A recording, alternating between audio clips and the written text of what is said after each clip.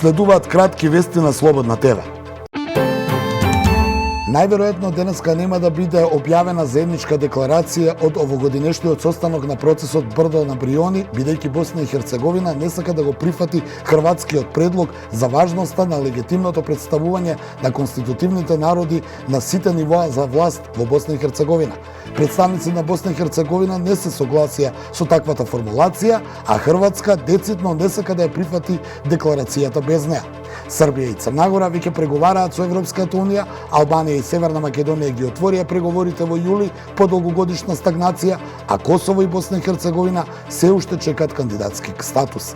На средбата учествуваат и председателот на Северна Македонија Стево Пендаровски, шефот на албанската држава Бајрам Бегај, членовите на председателството на Босна и Херцеговина Желјко Комшиć, Милорад Додик и Шефик Џоферовиќ, председателот на Црна Гора Мило Џукановиќ, председателката на Косово Вјоса Османи и председателот на Србија Александар Вучиć.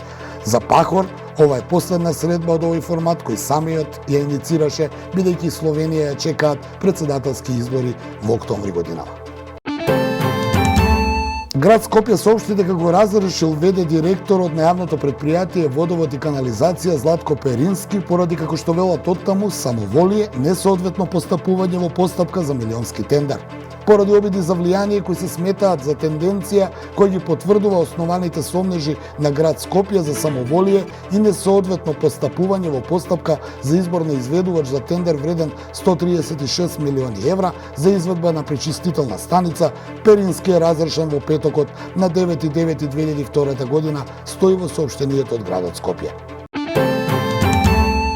Алијансата на албанците остана без координатор на својата пратеничка група. Пратеничката Илире Даути, која ја обавуваше оваа функција, информацијата ја соопшти преку објава на нејзиниот Facebook профил и како причина за нејзиното повлекување го наведе слабите резултати од последните избори за советници на Советот во општина Тетово, на кој Алијансата на албанците не освои ниту еден мандат.